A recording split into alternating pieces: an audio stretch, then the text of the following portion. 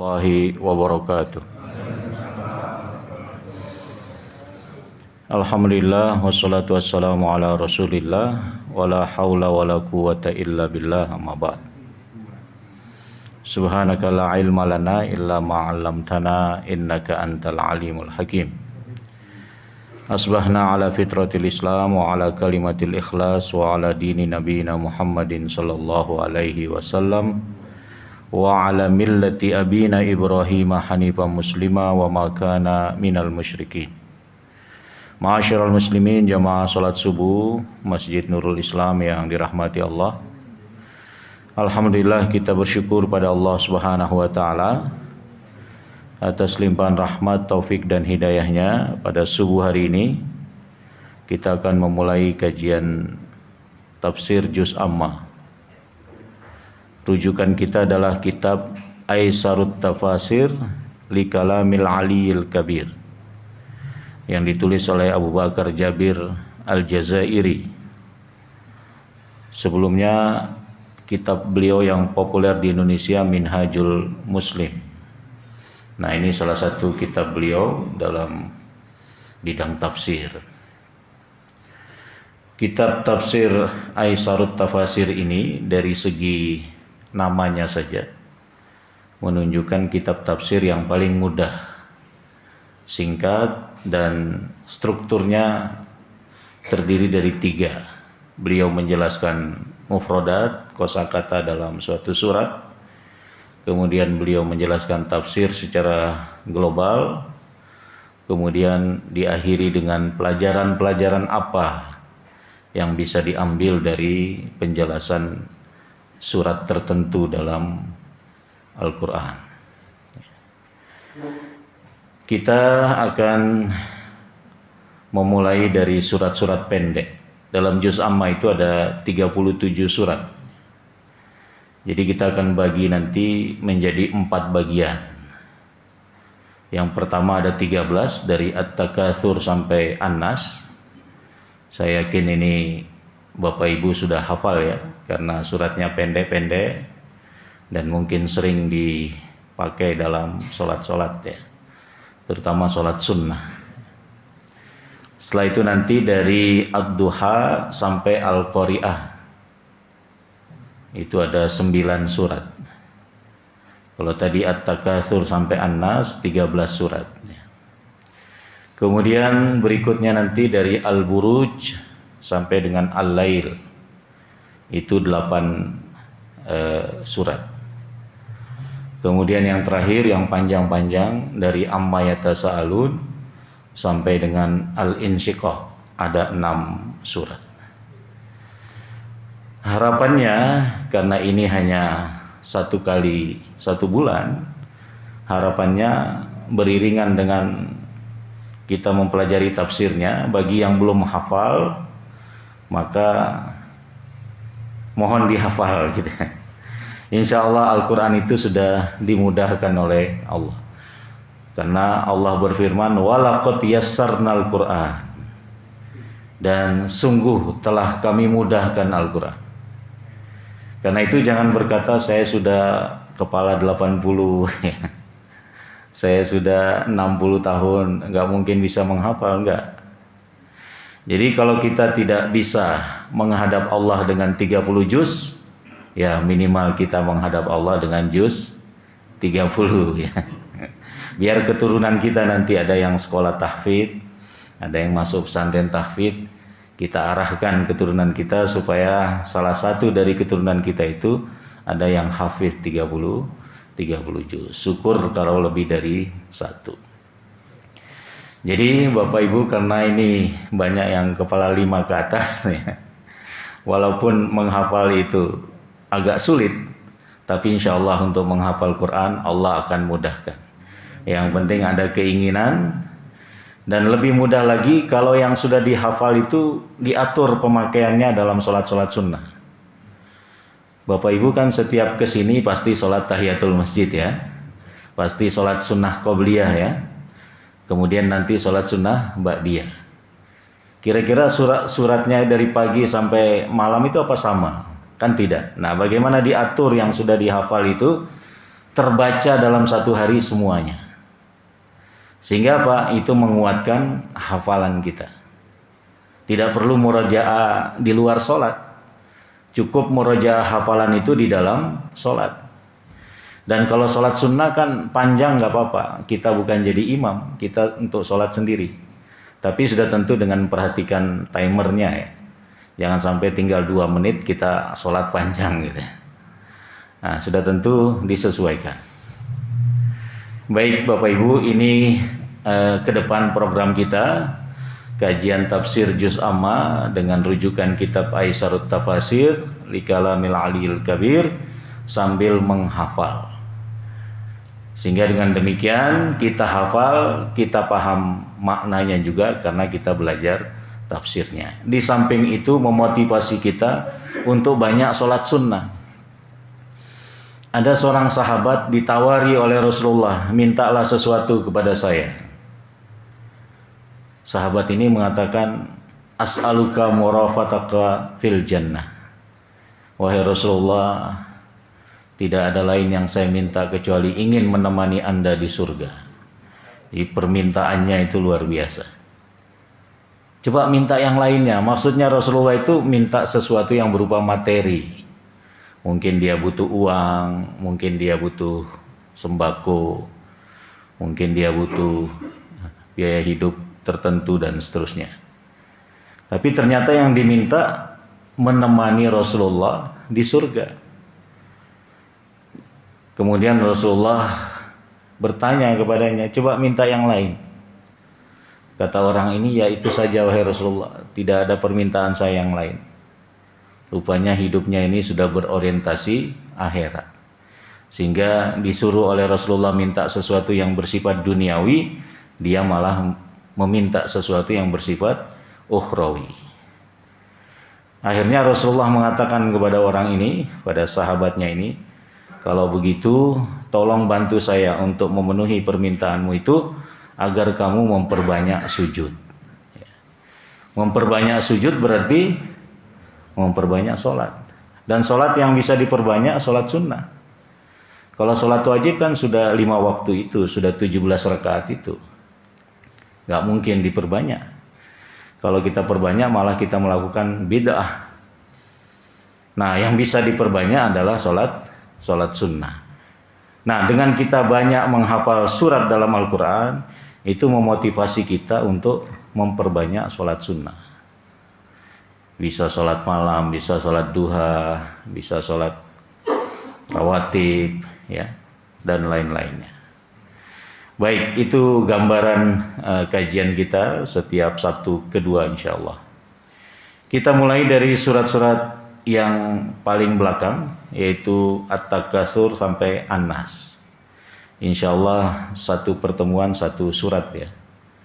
Tapi kalau nanti agak sedikit melebihi waktu syuruk, bagi yang ada keperluan silakan, tidak mengapa.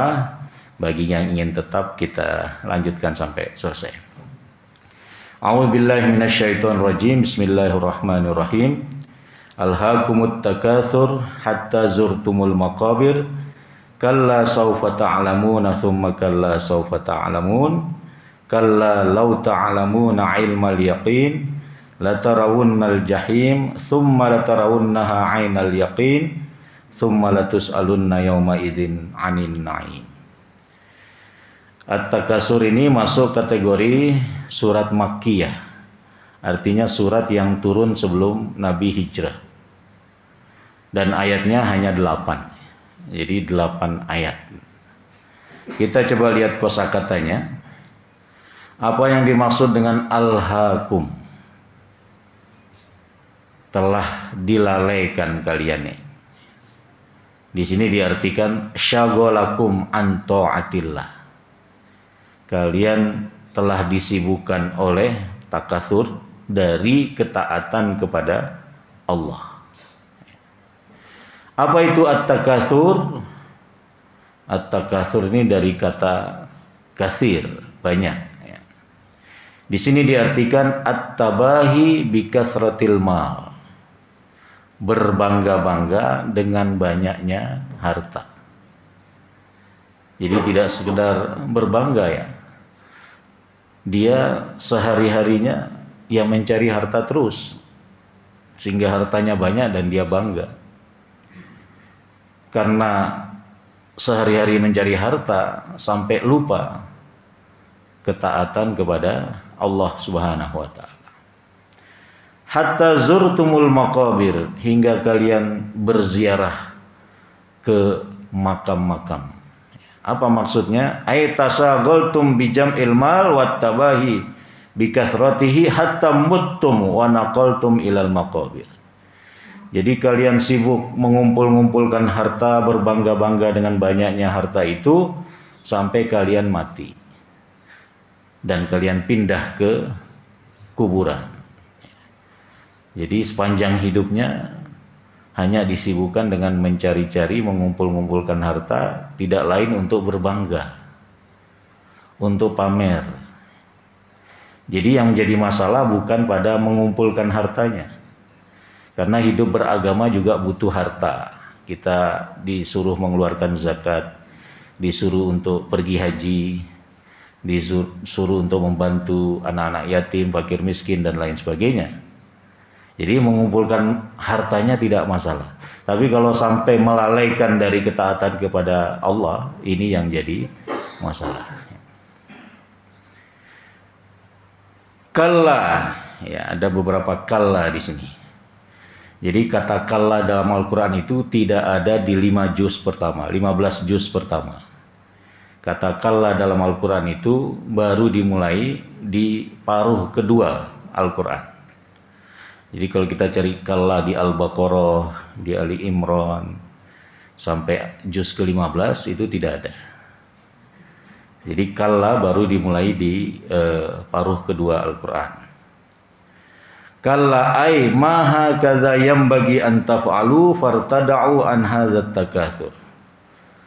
Kalla yang pertama ini diartikan dengan tidaklah pantas kalian melakukan hal ini, yaitu mengumpul-ngumpulkan harta dan berbangga dengan banyaknya harta tersebut, ya.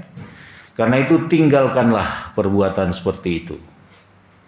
Tinggalkanlah at-takatsur itu, karena akan melalaikan kalian. Saufa ta'lamun ay idza dakhaltum kuburakum alimtum khata'akum fit takatsur fil amwali wal aulad. Kalian pasti akan mengetahuinya, yaitu ketika kalian masuk ke dalam kubur, kalian akan mengetahui kesalahan kalian dalam memperbanyak atau dalam mengumpul-ngumpulkan harta dan pengikut atau anak-anak. Jadi orang kalau sudah masuk kubur baru merasa bahwa perbuatannya sebelumnya di dunia itu salah. Karena itu kita temukan beberapa ayat, ada orang yang sudah meninggal ingin hidup lagi. Misalnya dalam surat Al-Munafikun di bagian akhir itu. Wa as-saddaqa wa akum minas sholihin. Jadi minta ditangguhkan kematiannya supaya bisa bersedekah dan bisa beramal soleh. Karena dia baru tahu, baru menyesal ketika sudah sampai kubur.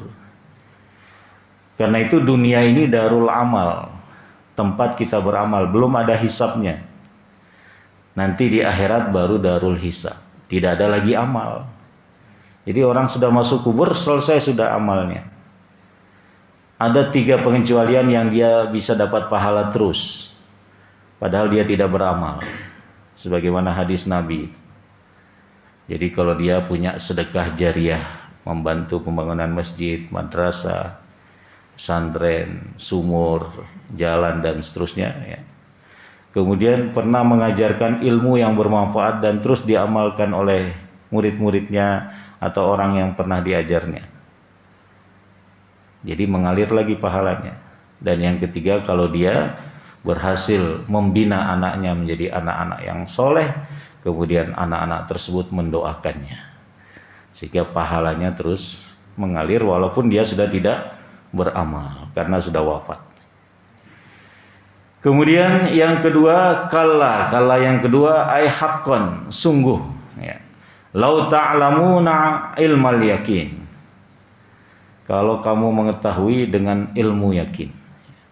Ai ilma yakinian akibat takatsur lima tafakhartum bikasrati amwalikum. Jadi ilmu yakin yang dimaksud ilmu yang diyakini. Ada 3 tingkatannya. Ada ilmu yakin, ainul yakin, dan hakul yakin. Yang kedua ada dalam surat Takatsur ini. Yang ketiga ada dalam surat Al-Qiyamah, hakul yakin. Kalau Ibnu Qayyim Al-Jauziyah itu memberi gambaran sederhana tentang perbedaan 3 tingkatan itu.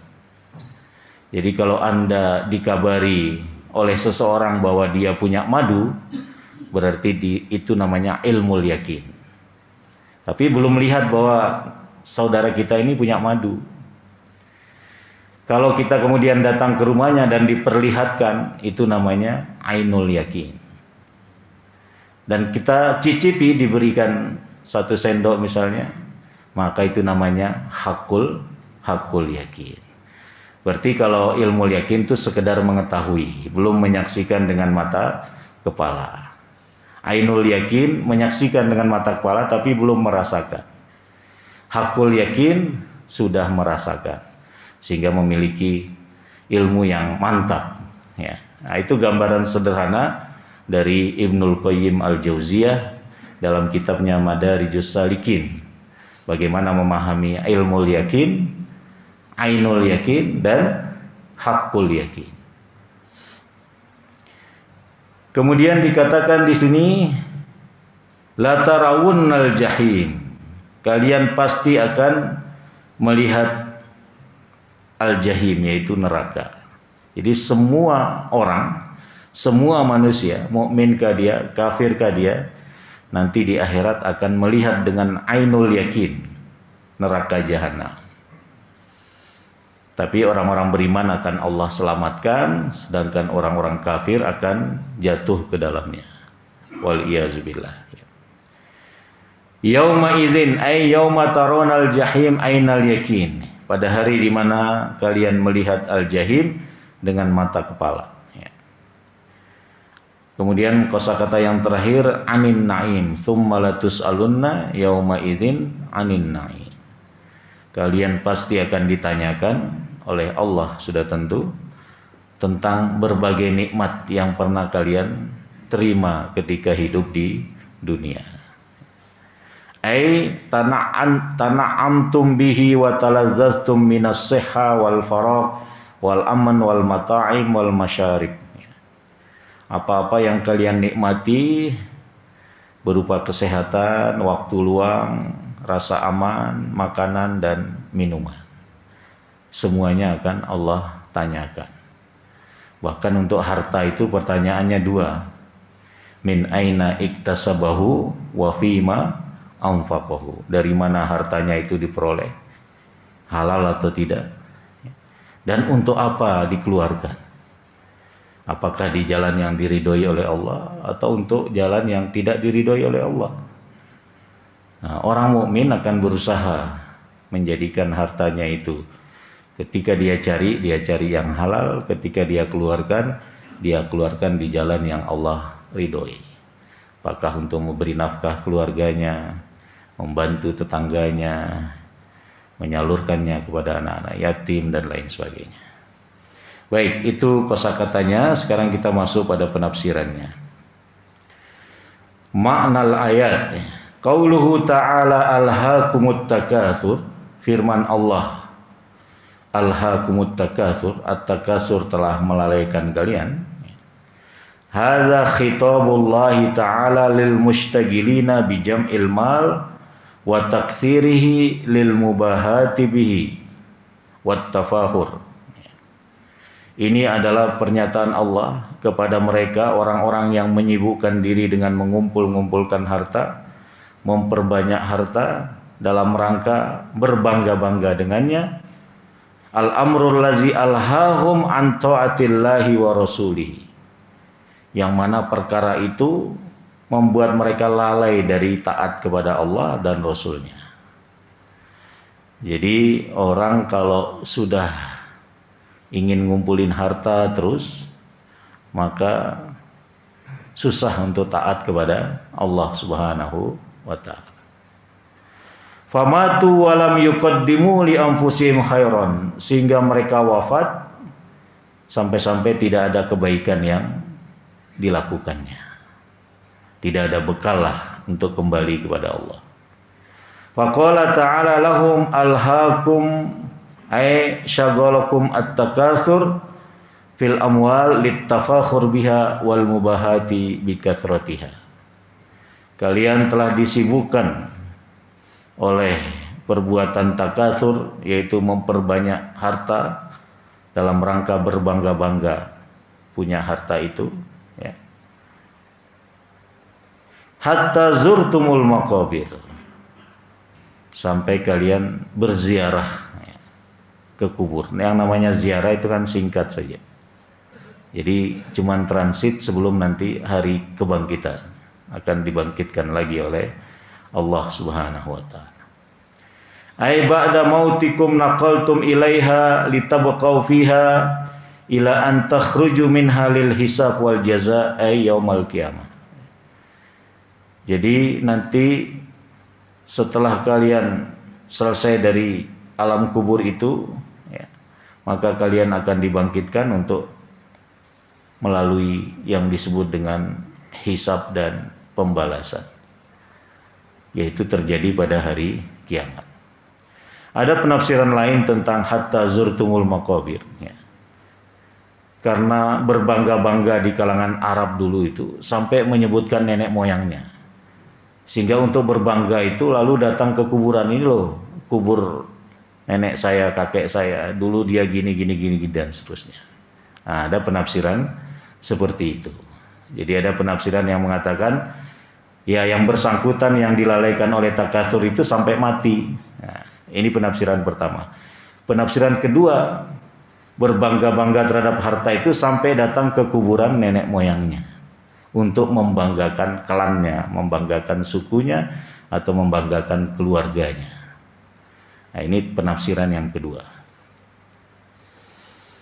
Wa qauluhu lahum kalla. Jadi ada kalla tadi, maha kadza yang bagi antaf'alu fartada'u min an hadzas suluk al mufdi bikum ilal halak wal husran. Tidak pantas kalian melakukan takatsur ini. Nah, di sini Allah ingatkan, fartada'u, tinggalkanlah. Kalau sudah terlanjur melakukannya, tinggalkan. Ya. Karena perbuatan ini akan mengarahkan kalian pada kebinasaan dan kerugian. Saufa ta'lamun akibata tasyagulikum an ta'atillahi wa ta'ati rusulihi wa tazawwud lid-daril akhirah. Kalian nanti akan mengetahui akibat kalian menyibukkan diri ini sehingga lalai dari taat kepada Allah, lalai dari taat kepada Rasul, dan lalai dari berbekal untuk kehidupan akhirat. Baru kalian tahu nanti. Ya. Summa kalla saufa ta'lamun, karrara al-wa'id wa tahdid, diulangi lagi. Kecaman dan ancaman terhadap mereka yang terus-menerus disibukkan dengan mencari-cari harta, mengumpulkannya, tidak lain untuk berbangga-bangga dengannya. Wa qauluhu kalla law ta'lamuna ilmal yaqin.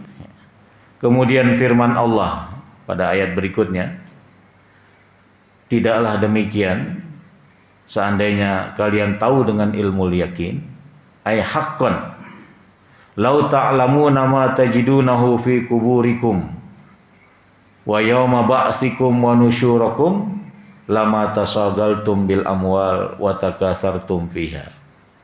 Seandainya kalian ini betul-betul mengetahui apa yang akan kalian dapati nanti di kubur kalian, atau apa yang akan kalian dapati ketika kalian dibangkitkan, maka kalian tidak akan menyibukkan diri dengan mengumpul-ngumpulkan harta dan memperbanyaknya.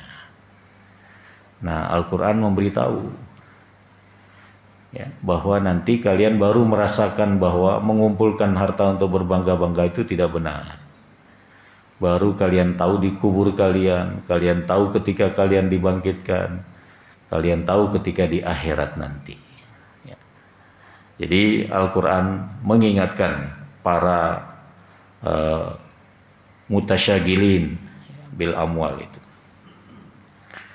Wa qauluhu latarawunnal jahim summa latarawunnaha ainal yakin. Kemudian Allah berfirman, kalian pasti akan melihat neraka jahim. Ada dua harfut taukid di sini.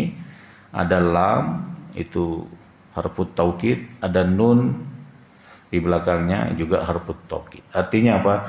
Pasti dan pasti akan melihat neraka jahim. Kemudian diulangi lagi, tsumma latarawunnaha ainal yakin. Kalian pasti dan pasti akan melihatnya dengan mata kepala kalian. Hadza jawabu qasamin nahu wa izzatina.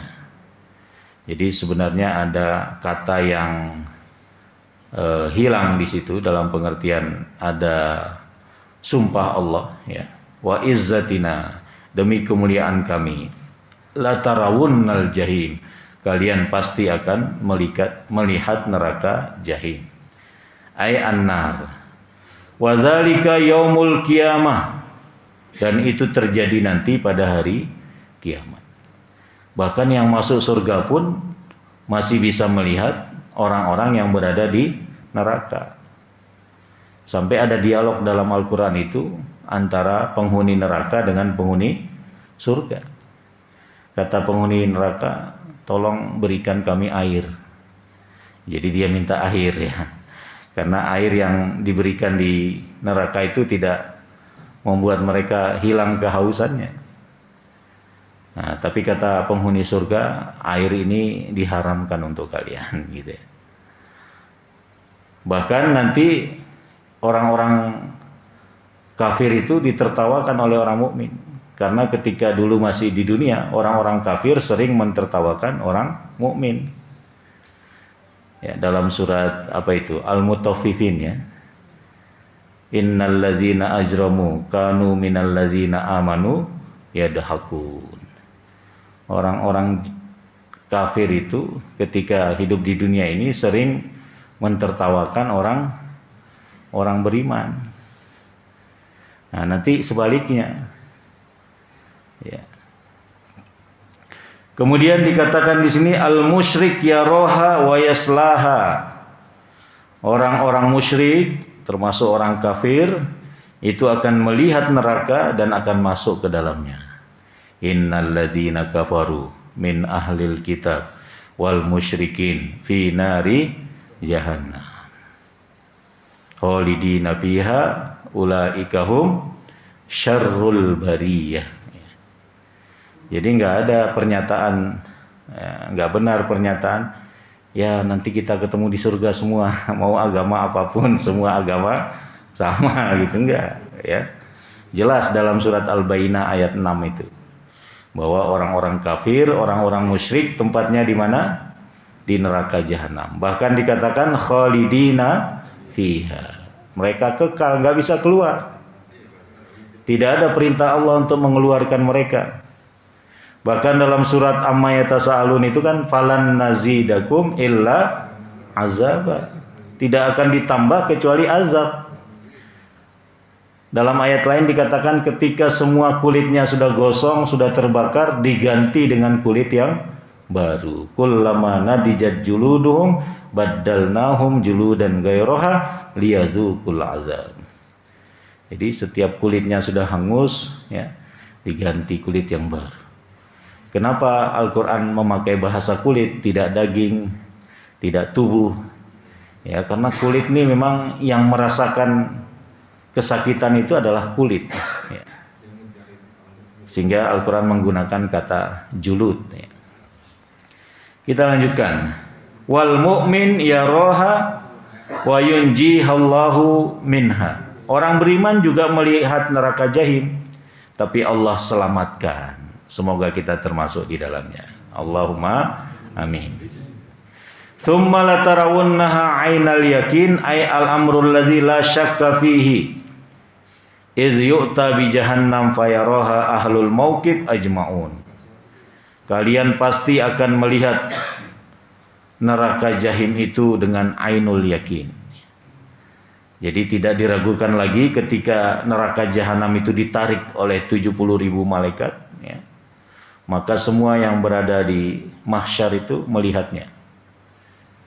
Kalla idza dukkatil ardu dakkan dakka waja'a rabbuka wal malaku soffan soffa waji'a yauma idzin bi jahannam. Ketika hari didatangkan neraka jahanam, semuanya bisa melihat. Tidak peduli dia kafir atau mukmin, semuanya lihat. Ay yauma taronal jahim ainal yakin. Kemudian yang terakhir anin naim. Alladzi kana lakum fid dunya min sihatin wa faragin wa amnin wa tu'amin wa syarabin. Bahwa kalian pasti akan ditanyakan tentang an-naim, tentang kenikmatan yang kalian terima ketika hidup di dunia, baik berupa kesehatan, waktu luang, rasa aman, makanan, minuman. Faman adda syukrahu naja. Siapa yang menerima nikmat-nikmat tersebut kemudian dia bersyukur, insya Allah dia selamat. Ya, mensyukuri apa yang Allah berikan. Bahkan kalau bersyukur dalam surat Ibrahim ayat 7 kan ditambah, ya. La in syakartum la azidannakum. Waman lam yuaddi syukrahu ukhiza bihi. Siapa yang tidak menunaikan syukur nikmat itu, maka dia akan dihukum. Jadi misalnya nikmat persendian. Gimana cara bersyukurnya atau bersedekahnya nikmat persendian? Dengan sholat duha 2 rakaat. Kita ini kan punya 360 persendian. Tidak perlu dihitung, Pak, ribet nanti. Tapi menurut hadis, setiap orang ini punya persendian 360 dan setiap sendi itu harus disedekahi. Nah, untuk memudahkan itu, sedekahnya gampang, yaitu sholat duha 2 rakaat. Kemudian dikatakan di sini, wala yu'fa illa an thawbin yasturul aurah. Tidak akan diberi maaf walaupun hanya itu sehelai pakaian yang menutup aurat. Ditanyakan juga. Dia nggak punya pakaian yang lainnya, punya satu-satunya yang menempel di tubuhnya, itu juga akan ditanyakan. Wa kasratu khubzin tasuddul ju'ah. Makanan atau roti yang dia miliki satu-satunya, tidak ada yang lain sekedar untuk menghilangkan rasa lapar, itu juga ditanya. Jadi bukan yang banyak harta saja yang ditanya. Yang ada padanya, yang hanya satu-satunya pun ditanya. Wa hujrin yakun minal harri wal bard. Demikian juga walaupun rumahnya kecil, hanya sekedar untuk berlindung dari panas dan hujan juga ditanya. Bukan hanya rumah-rumah besar yang ditanya. Rumah-rumah kecil pun yang dimiliki walaupun hanya sepetak, itu jadi ruang tamu, jadi kamar dan seterusnya, itu juga akan ditanyakan. Apalagi rumah yang besar. Waqad shahha anin nabi waqad shahha annan nabi sallallahu alaihi wasallam qala li Abi Bakar wa Amr wa Ibnu At-Taihan. Dan telah sahih ketika Nabi menyampaikan kepada Abu Bakar, kepada Amru dan kepada At-Taihan atau Ibnu At-Taihan. Hadza minan na'im alladzi tas'aluna anhu yaumal qiyamah. Ini Nabi sambil menunjukkan ada beberapa kurma di situ, ya. Ada beberapa gelas air, ya. Sambil ditunjuk oleh Nabi, ini nanti walaupun ini makanannya biasa saja, kecil saja, bukan hidangan yang besar, bukan hidangan yang super misalnya, ini juga akan ditanyakan oleh Nabi. Ya, ini akan ditanyakan nanti di hari kiamat. Sambil Nabi menunjuk, di situ ada kurma, ada beberapa gelas air. Wa sahha aidon, dan ada juga hadis sahih yang mengatakan annahu la tazul qadama abdin yaumal qiyamah hatta yus'ala an umrihi fima afnahu wa an syababihi fima ablahu wa an ilmihi madza amila bihi wa an malihi min aina iktasabahu wa fima anfaqahu. Juga ada hadis sahih yang mengatakan tidak akan bergeser dua telapak kaki anak Adam pada hari kiamat nanti, ya, kecuali ditanyakan tentang umurnya. Untuk apa ini dihabiskan umurnya? Tentang masa mudanya, tentang masa produktifnya. Apa yang dilakukan di masa produktif? Apakah senang-senang, pesta pora, ya, atau melakukan suatu kemanfaatan untuk umat? Ya. Tentang ilmunya, dengan apa dia amalkan ilmunya itu, bagaimana dia mengamalkan ilmunya. Dia sudah tahu kewajiban sholat, apakah dia amalkan? Dia sudah tahu kewajiban puasa Ramadan, apakah dia amalkan? Dan yang terakhir tentang hartanya, dari mana harta dia peroleh dan untuk apa harta tersebut dia keluarkan. Jadi pertanyaan harta itu ada dua. Karena itu orang mukmin harus berusaha sumbernya halal, cara pengeluarannya juga halal. Karena bisa jadi ada sumbernya halal, tapi kemudian digunakan untuk sesuatu yang haram. Atau sebaliknya, dia dapat dari korupsi tapi disumbangkan untuk masjid, sama-sama tidak diterima oleh Allah Subhanahu wa taala. Nah, terakhir adalah tentang hidayatul ayat. Pelajaran apa atau petunjuk apa yang terdapat dalam ayat-ayat surat At-Takatsur yang terdiri dari 8 ayat. Yang pertama, At-tahdzir min jam'il mal wa taktsirihi ma'a adami syukrihi wa tarki ta'atillahi wa rasulihi min ajlihi. Menghindari mengumpul-ngumpulkan harta, memperbanyak harta yang tidak disertai dengan mensyukurinya dan meninggalkan ketaatan kepada Allah dan Rasulnya.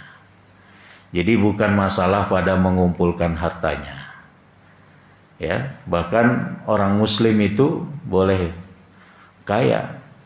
Kata Nabi, la ba'sa bil ghina liman ittaqa. Tidak mengapa orang muslim itu kaya, tapi dia harus bertakwa supaya hartanya itu memberikan manfaat bagi dia. Jangan sampai hartanya itu jadi bumerang bagi dia di hari kiamat. Ditanyakan karena dia keluarkan untuk sesuatu yang tidak diridhai Allah, ya mendapat siksa. Jadi yang jadi masalah adalah kalau mengumpul-ngumpulkan harta, memperbanyak harta tersebut membuat dia tidak mensyukurinya, membuat dia lalai dari ketaatan kepada Allah dan Rasulnya. Tidak sempat sholat jamaah, ya, tidak sampai sholat Jumat, ya, karena sibuk dengan mencari mengumpulkan harta. Wal-iyazubillah. Yang kedua, isbatu azabil qabri wa ta'kiduhu biqaulihi hatta zurtumul maqabir kalla sawfa ta'lamun ay fil qabr. Penetapan adanya azab kubur. Jadi azab kubur itu ada. Buktinya kalau kita mau salam dari sholat kan dianjurkan apa?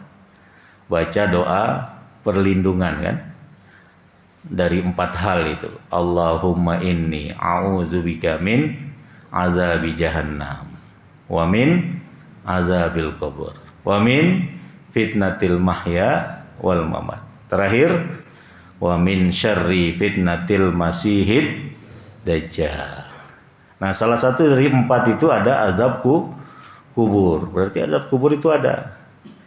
Dan dikuatkan lagi dengan surat At-Takatsur pada ayat hatta zurtumul maqabir.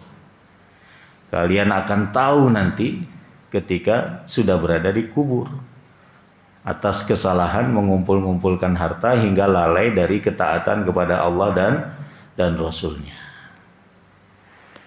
Yang ketiga, takriru aqidatil ba'si wa hatmiyatil jaza ba'dal hisab wal istintaq wal istijwab. Peneguhan akan adanya hari kebangkitan dan kepastian pembalasan. Wa may ya'mal mithqala dzarratin khairan yarah wa may ya'mal mithqala dzarratin syarran yarah. Jadi yang melakukan keburukan akan melihat balasannya. Begitu pula yang melakukan kebaikan akan melihat balasannya. Dan akan ada pertanyaan-pertanyaan, ya. Artinya ada dialog. Dan itu sudah mulai sejak di dalam kubur. Sejak seluruh pentakziah selesai dari makam, nah mulailah malaikat itu bertanya. Makanya Nabi menyuruh kita untuk mendoakan orang yang baru dikubur itu. Karena saudara kalian, kata Nabi, saat ini sedang ditanya. Fas'alu lahut tathbit. Karena itu mohonkan kepada Allah untuk saudara kalian yang baru dikubur ini, agar dia punya keteguhan untuk menjawab pertanyaan-pertanyaan malaikat.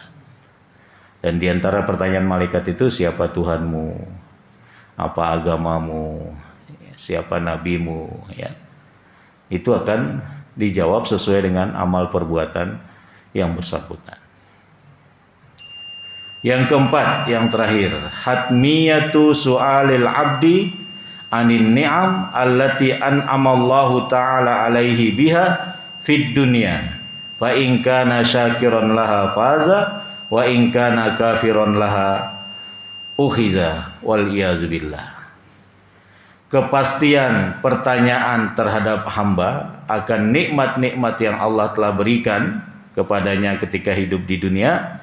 Kalau dia mensyukurinya, insya Allah dia akan beruntung, akan selamat. Dan kalau dia mengkufuri nikmat tersebut, maka dia akan dihukum. Wal iyazubillah. Wala in kafartum inna azabi lasyadid. Ya. Bapak Ibu yang dirahmati oleh Allah, inilah kajian tafsir kita surat At-Takatsur. Intinya tidak mengapa ya mencari mengumpulkan harta, tapi jangan sampai lalai dari ketaatan kepada Allah dan Rasul-Nya.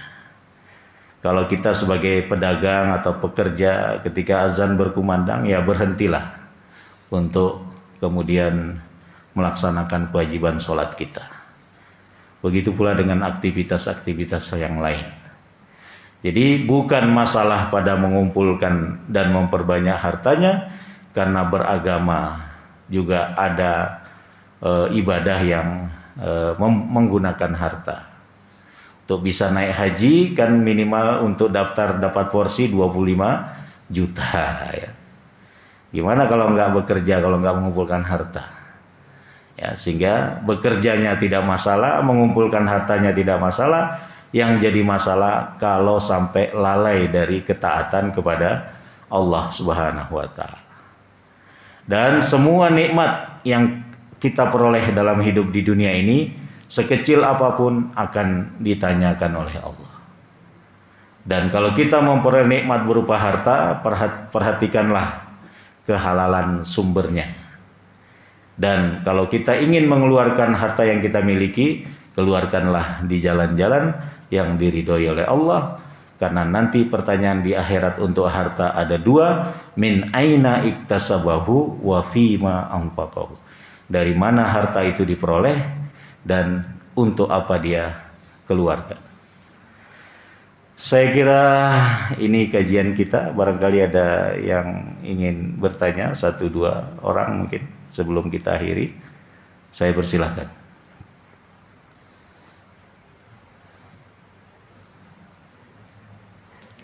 Sudah cukup ya?